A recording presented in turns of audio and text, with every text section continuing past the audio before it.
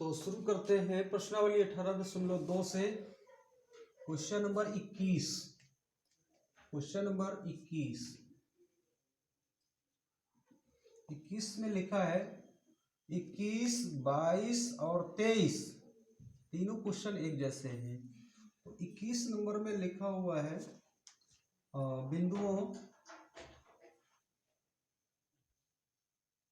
बिंदुओं ए कमा B plus सी,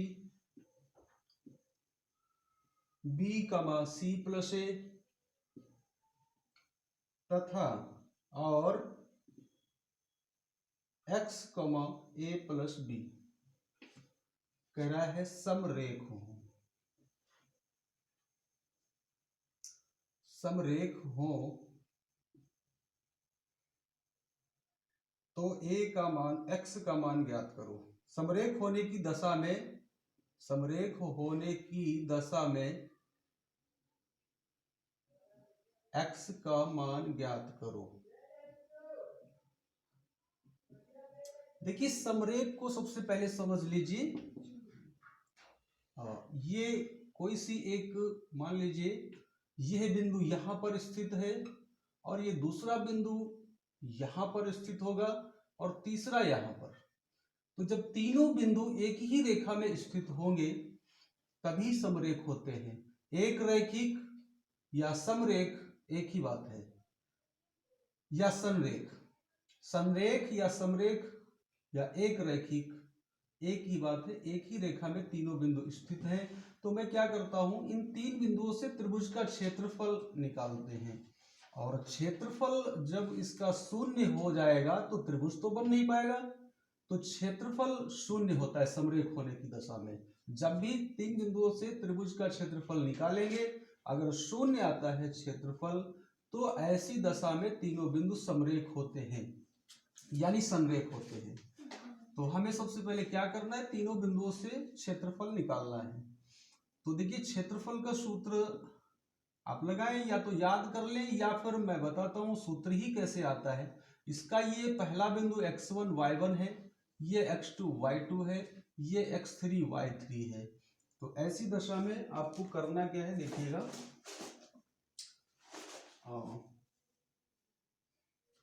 एक बार लिख लिया, ये a ऊपर लिख लिया, b प्लस सी यानी x1 y1 लिख लिया और उसके बाद में b लिखा और c प्लस a लिखा, x2 y2 लिखा और एक बार x3 y3 लिख लिया और एक बार फिर से x1 y1 लिख लिया यानी a अपॉन b प्लस सी। तो इस तरीके से जैसा कि समझ रहे होंगे त्रिभुज का क्षेत्रफल, तीन बिंदुओं से त्रिभुज का क्षेत्रफल निकाल रहे हैं 1/2। क्रॉस गुणा करना है तो a से गुणा होगी c प्लस a की, ब्रैकेट ले लिया, समझो गुणा हो गई। माइनस का चिन्ह लगा करके इसकी गुणा होगी b bracket b plus C. Plus का चिन्ह लगाया, आगे बढ़े, b इंटू ए प्लस बी और minus x into C plus A और फिर आगे बढ़े प्लस, यहां से लिख लेते हैं, जगह की शॉर्टेज थी, x इंटू बी प्लस सी। आगे बढ़े माइनस, इधर की गुणा माइनस में हो रही है, a into A plus b, bracket close कर लिया। देखिए बराबर 1/2, a से गुणा होगी c की ac हो जाएगा, a की गुणा a से होगी a स्क्वायर हो गया प्लस का, माइनस b की गुणा b से हुई तो माइनस b स्क्वायर और माइनस b की c से गुणा हुई तो माइनस bc और प्लस b की गुणा a से होगी तो ba और a भी लिखेंगे इसको, यानी a का पहला नंबर आता है, पर b की गुणा b से होगी तो b स्क्वायर और माइनस x की गुणा c से होगी तो cx और माइनस ax हो गया, a से गुणा हुई x की, अब x की b से होगी तो प्लस bx और x की गुणा c से होगी प्लस का cx माइनस ए की गुणा ऐसे होगी माइनस ए स्क्वायर और माइनस ए बी। इस तरीके से गुणा हमने कर ली। ए स्क्वायर यहीं पर देखिए ये प्लस का है और ये माइनस है तो ये कैंसिल हो जाएगा। और कुछ कट रहा है देखते हैं, बी एक्स सी एक्स, बी स्क्वायर कट रहा है कहीं पर, हाँ ये बी स्क्वायर भी कट गया प्लस माइनस का। और ए बी देखिए कहाँ पर है, ए बी ये प्लस का है, ए बी ये माइनस का है, ये भी कैंसिल हो गया। और कुछ बचा, ए सी देखते हैं कहीं पर ए सी है क्या, अब तो नहीं है शायद, हाँ नहीं है। चलिए अब लिख लेते हैं 1/2 ए सी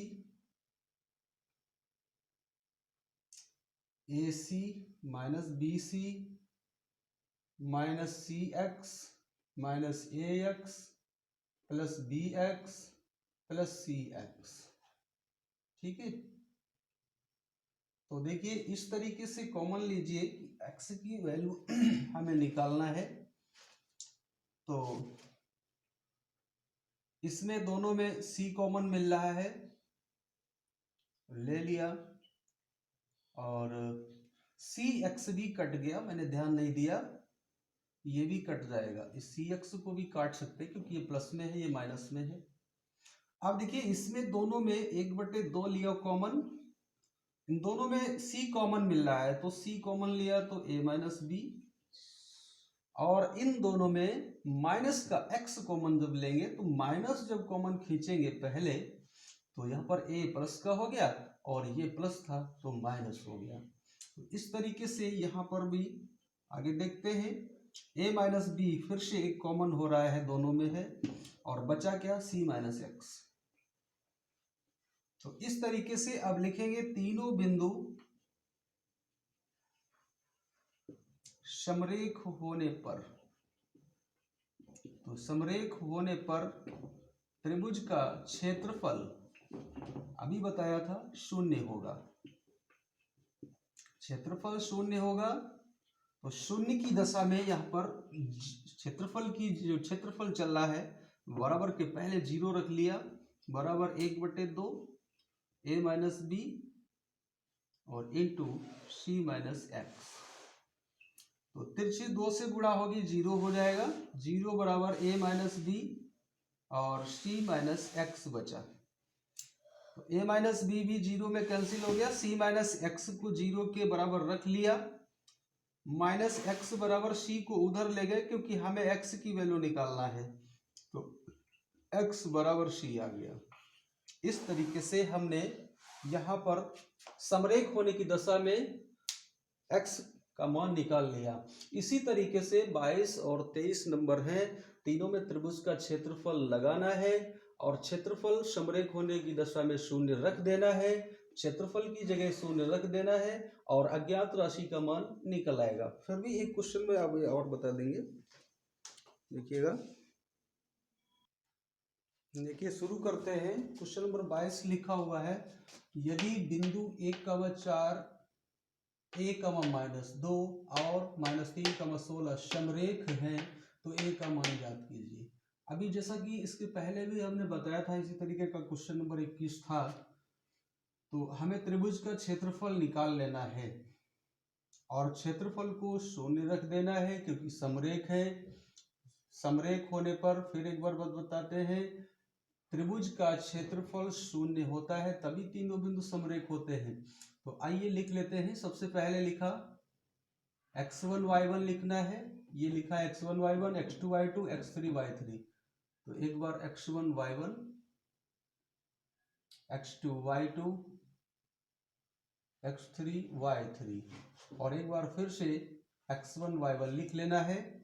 स्टार्ट करते हैं। त्रिभुज का क्षेत्रफल, त्रिभुज का क्षेत्रफल 1/2 आपको अपने पास से ही लेना है, इसकी गुणा करते हैं 1 × -2, माइनस का चिन्ह लगा के इसकी गुणा करते हैं 4 × a, प्लस का चिन्ह लगा के इसकी गुणा कर लो a × 16, माइनस का चिन्ह लगा के इसकी गुणा करो।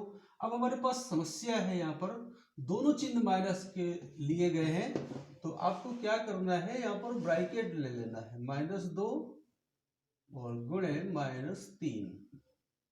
आगे बढ़े, इसकी गुणा की यानी कि प्लस का निशान लगाना है, तो मैं यहां से लिख लेता हूं -3 गुणे 4 और माइनस का निशान लगा के ये गुणा की 16 गुणे 1। तो लिखिएगा इस तरह से 1/2, यहाँ पर -2, माइनस का 4a प्लस का 16a माइनस, क्योंकि ये माइनस माइनस प्लस हो जाएगा, 2 3 6 और यहाँ पर ये माइनस का 6 हुआ और प्लस यानी कि यहाँ भी प्लस माइनस माइनस हुआ, 3 चक्कू 12 और -16। तो आइए थोड़ा सा और सॉल्व कर लेते हैं, फिर उसके बाद में कंडीशन लिखेंगे। तो 16 में से 4a निकल गया, 12a बचा। अब आइए प्लस के माइनस के हैं 16 और 6 22, 22 और 2 24, 24 से हमें 12 निकाल देना है, क्योंकि 24 है माइनस का और प्लस का है 22। अभी एक बार 16 6 22 और 2 24, 24 से 12 निकाला तो माइनस का 12 ही आया। अब देखिए यहां लिखना तीनों बिंदु समरेख होने पर, अभी हमने बताया तीनों बिंदु समरेख हो या संरेख हो एक ही बात है। समरेख होने पर त्रिभुज का क्षेत्रफल 0 होगा, 0 होगा। तो 0 के बराबर इसको रख दिया, 12a माइनस 12, 2 से गुणा 0 की हो गई तो यहाँ 0 हो गया, बराबर 12a माइनस 12 हुआ। 12a को इधर ले आइए तो माइनस का 12a हो गया, -12, दोनों पक्षों में माइनस था, काट लिया, a बराबर 12/12, 12 1 की 12 यानी a बराबर 1 आया। क्वेश्चन नंबर 23 में तुमसे सवाल कर रहा है कि सिद्ध करो समरेख है, तो सिद्ध करने को कह देगी सिद्ध करो समरेख है, समरेख है। अब किसे समरेख है नहीं बल्कि सिद्ध करना है, तो 3 बिंदु दिए होंगे उनसे आप क्षेत्रफल निकालेंगे इसी तरह से, और जब उसका क्षेत्रफल 0 आ जाएगा तो आप लिख देंगे कि अतः तीनों बिंदु समरेख हैं। ओके ठीक है, तो मैं आगे बताता हूं फिर अगला क्वेश्चन। अगला मैं क्वेश्चन आगे लेता हूं, चतुर्भुज के क्षेत्रफल वाला एक क्वेश्चन उठाता हूं और लिखा हुआ है 31 नंबर, देखिएगा, और 0,0 बिंदु लिखा हुआ है और 2,3 लिखा हुआ है, अगला बिंदु है 4,1 और लास्ट है 6,3। तो देखिए डायरेक्ट अगर ऐसे ही चतुर्भुज हम ले लेंगे तो हमें ये बिंदु की स्थितियां नहीं पता होंगी, तो हमारा आंसर भी गलत हो सकता है। तो इसे हम सबसे पहले रियल फिगर में लेते हैं, इसका रियल चित्र क्या होगा, क्योंकि सभी बिंदु प्रथम चतुर्थांश की स्थिति में 0,0 तो आप समझ गए कि मूल बिंदु में स्थित होगा।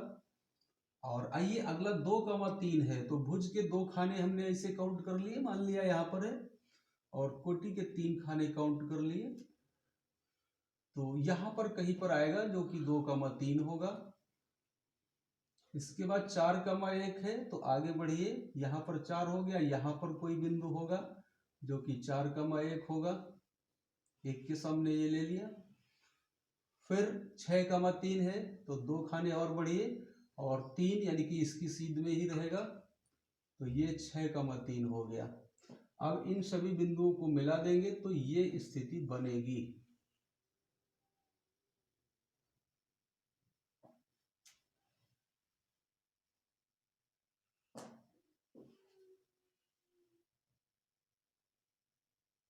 इस तरीके से ये हमारा चतुर्भुज निर्मित हो गया, O A B C।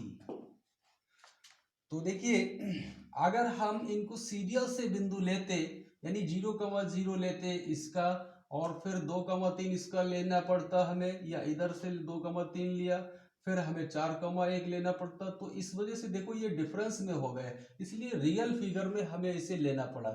तो देखिए अब रियल चित्र यहाँ पर एक बार फिर शो कर लेते हैं। कोई भी चतुर्भुज इस तरीके से हो सकता है, तो इसका जो बिंदु है हमारे पास, आप इसको समझ गए होंगे, ये 0,0 है और ये हमारा 4,1 है, वो इसको लिया गया, इसमें ए का निर्देशांक है, पर बी का है तुम्हारा 6,3। समझ उसी में लेते, लेकिन उसमें थोड़ा सा छोटा चित्र बना था, इस वजह से मैंने यहाँ पर बनाने की कोशिश की है 2,3। तो देखिए यहाँ पर अगर इसको इससे मिलाएंगे तो आपके दो त्रिभुज निर्मित हो गए। यहाँ पर एक ये त्रिभुज बन गया और एक ये बन गया। तो अब हमें इस त्रिभुज का एरिया निकालना है, फिर इस त्रिभुज का एरिया निकालना है, और दोनों का ऐड कर देंगे तो ये OABC चतुर्भुज बन जाएगा। तो सबसे पहले हमें निकालना है त्रिभुज OAB का क्षेत्रफल। तो किसी भी त्रिभुज का क्षेत्रफल निकालने के लिए हमने बताया था O जो बिंदु है, जैसे OAB निकालना है तो ये x1 y1 x2 y2 x3 y3 है।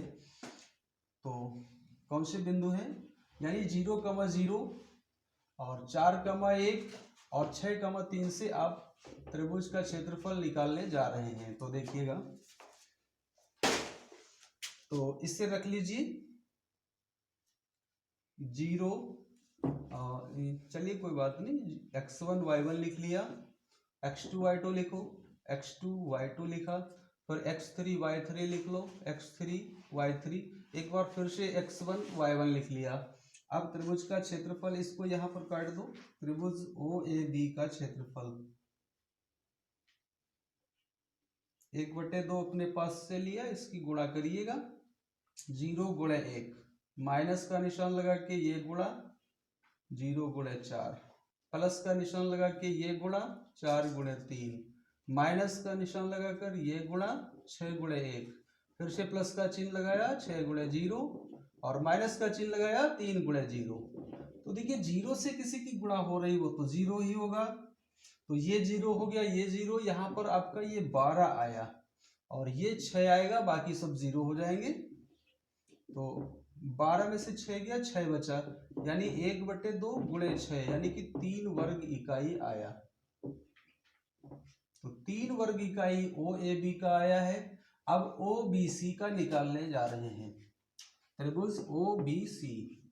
तो त्रिभुज OBC के बिंदु लिखिएगा, O का पहले लिखिए 0,0, फिर B का लिखिएगा 6,3 और फिर C का लिखा 2,3। तो देखिएगा, लिखिएगा एक बार x1 y1, x2 y2 और x3 y3, एक बार फिर से x1 y1 लिखा और त्रिभुज का क्षेत्रफल, कौन सा त्रिभुज है, OBC। OBC त्रिभुज का क्षेत्रफल ले रहे हैं, 1/2 लिया, 0 0 0 × 3 माइनस 0 × 6 प्लस 6 × 3 माइनस 2 × 3। आगे देखिए फिर 0 0 हो जाएगा, लिख लेते हैं, शो करना है हमारा काम, बाकी तो 3 × 0 शो कर लिया। बाकी देखिएगा यहाँ पर 0, यहाँ पर 0, 6 3 18 2 3 6, 18 माइनस 6 आएगा, बाकी सब 0 हो जाएंगे। इस चीज को आप समझ गए होंगे। यहाँ पर 0 आएगा, 0 से गुणा हो रही, यहाँ भी 0 से गुणा हो रही तो 0 हो गया, यहाँ पर 6 3 18 हुआ और यहाँ पर माइनस का 6 हुआ, आगे फिर 0 फिर 0, तो 0 लिखना की कोई जरूरत ही नहीं। तो 1/2, 18 में से 6 गया, यहाँ पर 12 और 2 से इसको डिवाइड कर लिया, 2 × 12 तो 6 आया, तो 6 वर्ग इकाई ये हो गया। तो अब हमें चाहिए क्या, OABC का क्षेत्रफल। तो चतुर्भुज का क्षेत्रफल हमें चाहिए, चतुर्भुज का क्षेत्रफल हो जाएगा, 3 आया था ये वाला और इसका आया है 6, तो 3 और 6 मिलाकर 9 वर्ग इकाई हो गया। तो ध्यान रखना बच्चों, यहाँ पर ये जो बिंदु है इनकी स्थितियां एक सही चित्र में दर्शाने की जरूरत है, क्योंकि जल्दबाजी में अगर हम इसे A B C और D मान लेंगे तो हो सकता है, क्योंकि वो बिंदु आगे पीछे भी हो सकता है, इसलिए त्रुटि हो सकती है। इसलिए रियल फिगर पहले देख लीजिए कि बिंदु किस क्रम में आ रहा है, तो उसी क्रम से आपको एरिया फाइंड करना है। तो इस तरीके से इस एक्सरसाइज में हमने आपको बता दिया, और आगे जो है अगली 18.3 एक्सरसाइज से देखिए। चलते हैं अगले क्वेश्चन की ओर। 18.3 एक्सरसाइज से लिखा हुआ है बिंदु 2,6 और -6, -2 को मिलाने वाली सीधी रेखा के मध्य बिंदु के निर्देशांक का सूत्र पहले नंबर पर आपको पता होना चाहिए। जैसे कि मान लीजिए सूत्र आपको बताते हैं, ये x1 y1 कोई बिंदु है A और ये कोई B है x2 y2, तो इसका कोई मध्य बिंदु आपको O के निर्देशांक निकालना है। तो मध्य बिंदु के निर्देशांक का सूत्र होगा मध्य बिंदु के निर्देशांक। मध्य बिंदु के निर्देशांक का सूत्र दोनों बिंदुओं के भुज का योग बटे 2, कोटि का योग बटे 2। और इसका पहला ये भुज, इसके पहले में इसका पहला जोड़ करके 2 से भाग करना है और इसका दूसरा और इसका दूसरा बटे 2। वही यहाँ पर करना है। ये x1 y1 है, ये x2 y2 है, इसके पहले में इसका पहला जोड़ देना है। तो 2 प्लस -6 बटे 2 कामा 6 प्लस -2 बटे 2। तो देखिए यहाँ पर जो है 2 माइनस का 6 बटे 2 हो गया और 6 माइनस 2 बटे 2 हो गया। चिन्ह का विशेष ध्यान रखना, -4 बटे 2 और ये 4 बटे 2। तो यहाँ पर -2, आया। यही आपका मध्य बिंदु का निर्देशांक हो जाएगा। अब अगला क्वेश्चन इसी में कह रहा है बिंदुओं के निर्देशांक ज्ञात कीजिए जो बिंदुओं इतनी रेखाखंड को 3:2 के अनुपात में बाह्यता विभाजित करता है। तो बाह्यता विभाजन करने वाले बिंदु के निर्देशांक का सूत्र आपको लगाना पड़ेगा। तो देखिएगा इस सवाल को हम यहीं से ऑफ कर देते हैं। तो एक सूत्र है बिंदुओं x1 y1 तथा x2 y2 को मिलाने वाली रेखा को m1:m2 के अनुपात में अंतः, हालांकि उसमें बाह्यता पूछ रहा है तो दोनों ही सूत्र हम इसी में बता देते हैं, में अंतः विभाजन करने वाले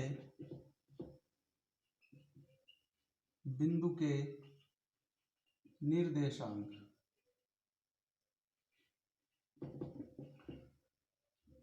इसका सूत्र होता है m1 x2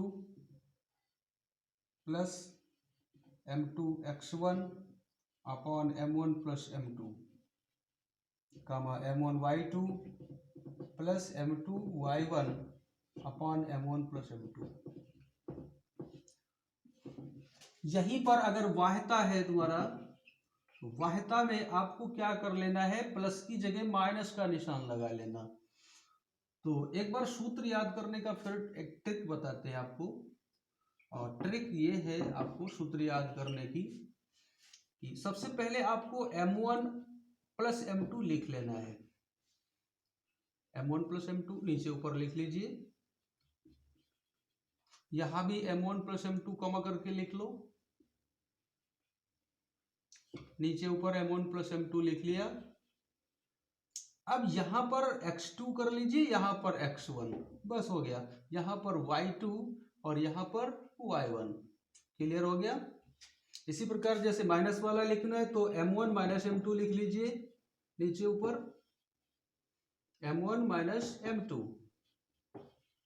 और कॉमा m1 माइनस m2, नीचे भी m1 माइनस m2 लिख लिया। अब यहाँ पर x2 कर लो, यहाँ पर x1, यहाँ पर y2 कर लो और यहाँ पर y1 और ब्रैकेट बंद कर लीजिए। ध्यान रहे निर्देशांक को हमेशा ब्रैकेट में ही लिखेंगे, ब्रैकेट नहीं यूज करेंगे तो आपका क्वेश्चन गलत हो सकता है।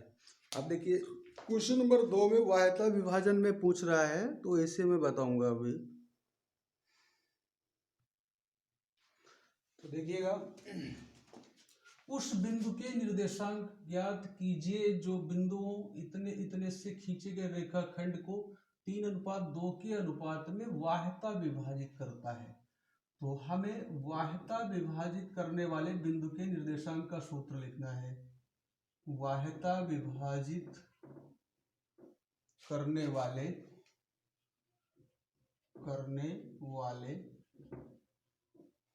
बिंदु के निर्देशांक। अभी सूत्र हमने बताया भी था, एक बार सूत्र फिर लिखने का तरीका बताते हैं। वाह्यता में माइनस होता है, ध्यान रखना। तो m1 माइनस m2 लिख लेना है, फिर नीचे भी लिख लो m1 माइनस m2 लिख लिया। अगले में फिर m1 माइनस m2 लिख लो और नीचे भी लिख लो m1 माइनस m2। अब यहाँ पर x2 पहले लिख लेना है, फिर इसमें x1 और इसमें y2 और इसमें y1, ब्रैकेट क्लोज कर लीजिए। समझ लीजिए आप m1 m2 जो है ये अनुपात है, ये तुम्हारा अनुपात जो है वो m1 m2 है। पहला वाला m1 है, दूसरा m2 है। ये जो बिंदुओं दिए हुए हैं ये x1 y1 और x2 y2 है। सूत्र में पहचान लीजिए, ये पहला बिंदु है वो x1 y1 है और दूसरा वाला बिंदु है वो जो x2 y2 है। तो देखिएगा m1 कितना है, 3 है, गुणे x2 कितना है, 2 है, माइनस m2 कितना है, m2 ये m1 है, m2 है, 2, गुणे x1 कितना है, -3 है, और बटे m1 माइनस m2 यानी 3 माइनस 2। अब आगे चले m1, तो m1 तो आपको पता ही है 3 है, गुणे y2 कितना है, y2 यहां से लिया 1, माइनस y2 आप समझ गए ये होगा x2 y2 है, माइनस m2 कितना है, फिर देखिए m2 2 है, गुणे y1 कितना है, -4 है, और बटे m1 माइनस m2 यानी 3 माइनस 2। तो देखिए यहाँ पर 3 दूना 6 हो जाएगा और माइनस माइनस प्लस हो गया, 6 बटे 1 हुआ। यहाँ पर 3 आया और माइनस माइनस प्लस हो गया, 2 चक्कू 8 हो गया, बटे 1 आया। तो इस तरीके से नीचे 1 का कोई महत्व तो नहीं होता, सभी के नीचे 1 होता है। तो 6 6 12 हो गया ये, और 8 3 11 हो गया। तो वाह्यता विभाजन करने वाले बिंदु के निर्देशांक का सूत्र प्रयोग करके हमने निर्देशांक निकाल लिए।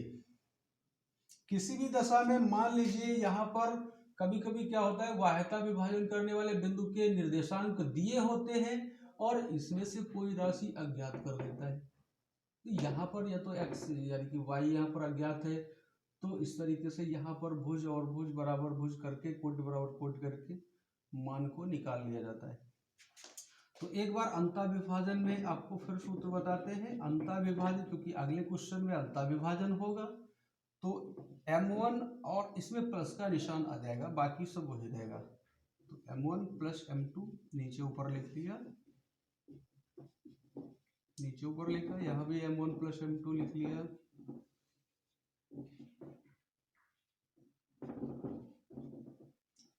और देखिए यहाँ पर x2 होगा, यहाँ पर x1 होगा, यहाँ पर y2 होगा, यहाँ पर y1 होगा। ब्रैकेट को लगा लेना है।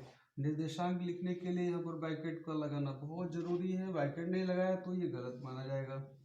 तो इस तरीके से ये भी आपको समझ में आ गया होगा, तो कर लेंगे।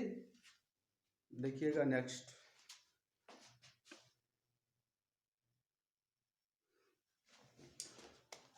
अगला देखिए क्वेश्चन नंबर 5 बताते हैं। अब 5 नंबर में दिया हुआ एक त्रिभुज के शीर्ष दिए हुए हैं, मैंने त्रिभुज बना लिया, एक शीर्ष A B C नाम डाल लिए। 4,0 पहला शीर्ष हो गया, 2,6 B हो गया, और 0,2 ये हो गया। तो उसकी भुजाओं के मध्य बिंदु के निर्देशांक निकालना है। तो आपको निकालना है AB के मध्य बिंदु के निर्देशांक। तो AB के मध्य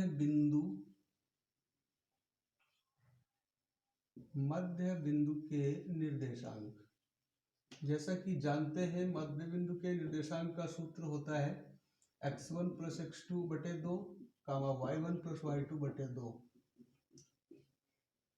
अब ये समझिए x1 y1 और x2 y2 है क्या, जैसे ए बी निकाल रहे हैं, ए बी के मध्य बिंदु निकाल रहे हैं, तो जो हमारा ए बिंदु है वो x1 y1 होगा, ये वाला x1 y1 और ये x2 y2। आइए सूत्र में रख देते हैं, इसका पहला और इसका पहला जोड़ दीजिए, 4 + 2 बटे 2, 0 में 6 जोड़ दो बटे 2। तो इस तरीके से निकाल लिया 6/2 कामा 6/2, यानी कि 3,3 हो गए, 2 तिया 6, 2 तिया 6। तो 3,3 इस ए बी का मध्य बिंदु आया। आइए बीसी का देखते हैं। तो बीसी के मध्य बिंदु, बीसी के मध्य बिंदु,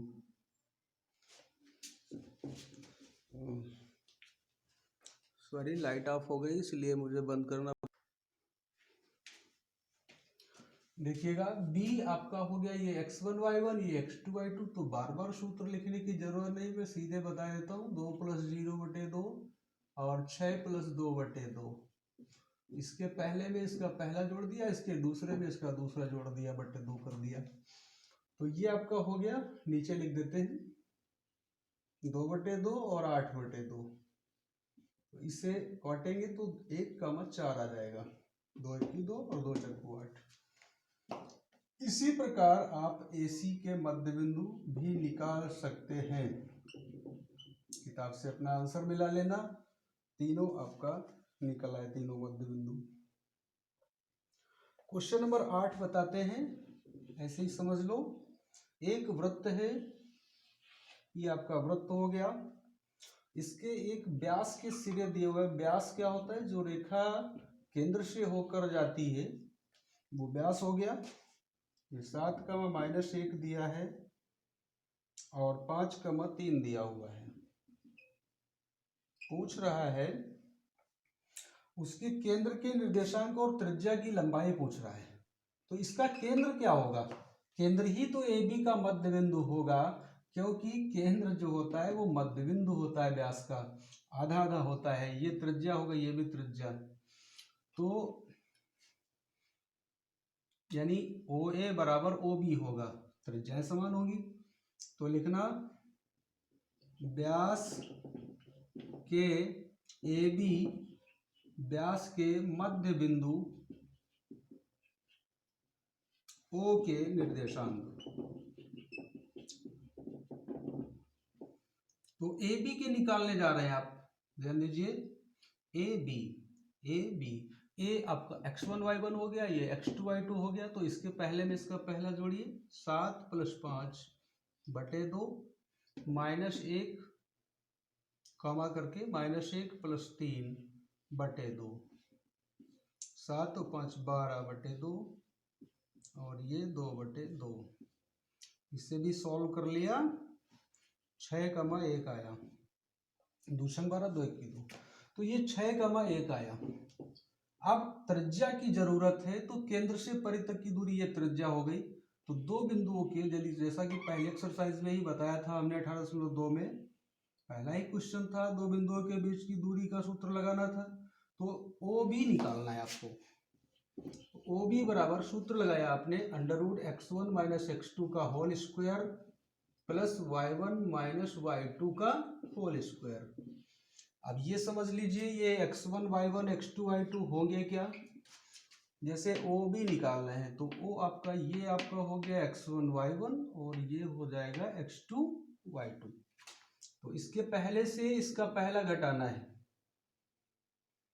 6 - 5 प्लस 1 - 3। तो देखिए आपने 6 से 5 घटाया तो कितना आया? 1 आया, और 1 से 3 घटाया तो -2 आया। इससे भी निकाल लिया, यहाँ 1 आएगा, यहाँ पर 4 आएगा, यानी कि √5 इकाई हो जाएगी इसकी त्रिज्या। √5 इकाई इसकी त्रिज्या आई। या फिर दूसरा तरीका था, आपको AB, दो बिंदुओं के बीच की दूरी का सूत्र लगाइएगा, A और B। AB व्यास निकाल लेंगे और व्यास का जैसे ही आधा कर देंगे तो आपको त्रिज्या पता हो जाएगी। इस तरीके से इस क्वेश्चन का भी सॉल्यूशन हो गया। ज्यादा कठिन नहीं कुछ है इसमें, आपको बताते हैं।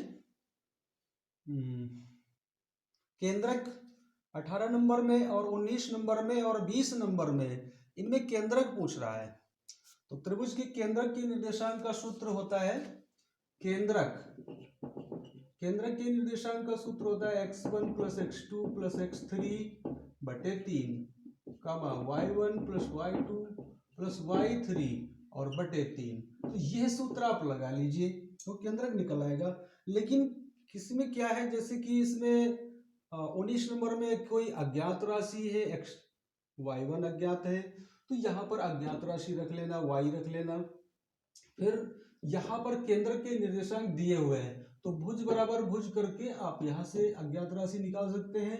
और इस वाले में अगर अज्ञात है तो कोटि बराबर कोटि करके, यानी इसका पहला और इसका पहला करके यहाँ से कोई अज्ञात राशि होगी तो उसका मान निकाल लेंगे। अगर कोटि में आपको अज्ञात राशि है इसमें, तो कोटि, इसकी कोटि और इसकी कोटि की तुलना करके हम कोटि का मान निकाल लेंगे।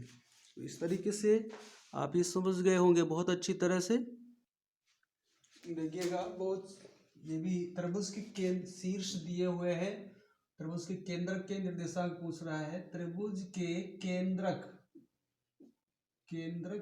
के निर्देशांक का सूत्र अभी हम बता भी चुके हैं, एक बार फिर बताते हैं। x1 + x2 + x3 बटे 3 कामा y1 + y2 + y3 और बटे 3/3। तो देखिए आपका जो पहला बिंदु है x1, y1, x2, y2, x3, y3, यानी इसका पहला x1 है, इसका पहला x2, इसका पहला x3, तो सभी पहले पहले वालों को जोड़ लो, यानी -4 + 3 और ये 2 है तो आगे प्लस का निशान लगा के ऐसे लो लिख लो और बटे 3 कामा y1 कितना है 6 प्लस -2 है प्लस 5 है बटे 3। तो एक बार फिर मिलान कर लीजिए, इसका पहला -4 प्लस इसका पहला 3 प्लस इसका पहला -2, ये भी प्लस, और ये देखिए इसका दूसरा जो है 6 है, y1, y2 -2 और y3 5 है। तो देखिए -4 + 3 और ये -2 हो जाएगा। एक ही बार लिख लेते पहले से माइनस, लेकिन नहीं लिखा कोई बात नहीं, अगली लाइन समझ लीजिए। तो 6 - 2 + 5 हो जाएगा बटे 3। अब इसे समझ लो कैसे इसको हल करेंगे। देखिए 4 और 2 6 हो गया और 6 में से 3 गया, 6 में से 3 गया, कितना बचा 3 बचा। तो माइनस के 6 हैं और प्लस के 3, तो -3 बचा और बटे 3 कामा यहाँ 6 5 11, 11 में से 2 गया 9 बचा, तो 9 बटे 3 काट लीजिए, 3 × 1 = 3, यानी कि -1 कामा 3 आ गया, 3 × 3 = 9। अब किसे इसमें केंद्रक के निर्देशांक दिए हुए हैं और x और y के मान पूछ रहा है। तो देखिएगा केंद्रक के निर्देशांक, सूत्र लगाया 4, इसका पहले में इसका पहला, इसका पहला, ये सब जोड़ो, 4 + 6 और प्लस x और बटे 3 कामा y + 9 + 4 बटे 3। तो इस तरीके से हमने जो है निकाल लिया। अब देखिएगा केंद्र के निर्देशांक जो है 3,6 दिए हुए हैं ऑलरेडी, तो 3,6 यहाँ रख दिया बराबर 6 × 4 = 10 प्लस x बटे 3 कामा 9 × 4 = 13, यानी y + 13 बटे 3।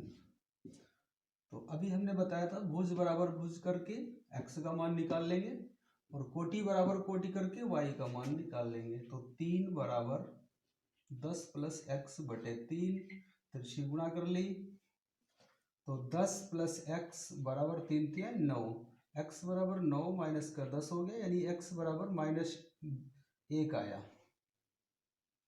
x की वैल्यू हमने -1 निकाल ली। जैसे भुज बराबर भुज करके निकाला, ऐसे कोटि से निकाल लीजिए। इसका कोटि 6 है और इसका कोटि y + 13 बटे 3 है, y + 13 बटे 3। देखिए समझ लीजिए, तो तिरछी गुणा कर लेंगे, y + 13 बराबर 6×3 = 18, तो y बराबर निकाल लिया 18 माइनस 13 यानी कि 5 आया। तो x और y दोनों की ही वैल्यू हमने ज्ञात कर ली, -1 और 5।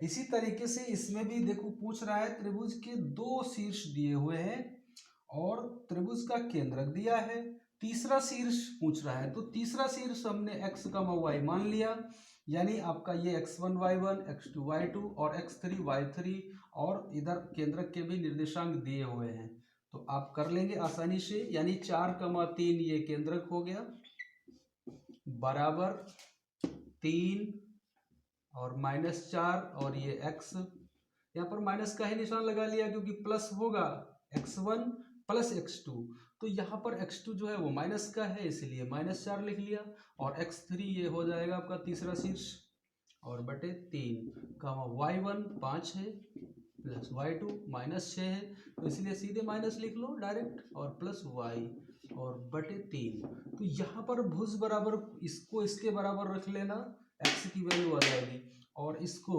y कोटि को कोटि के बराबर रख करके y की वैल्यू निकाल लेंगे, और जब x और y की वैल्यू आ जाएगी तो लास्ट में ऐसे लिख देना, निर्देशांक तीसरा शीर्ष के निर्देशांक x, y, x की वैल्यू और y की वैल्यू रख करके निकाल लेंगे।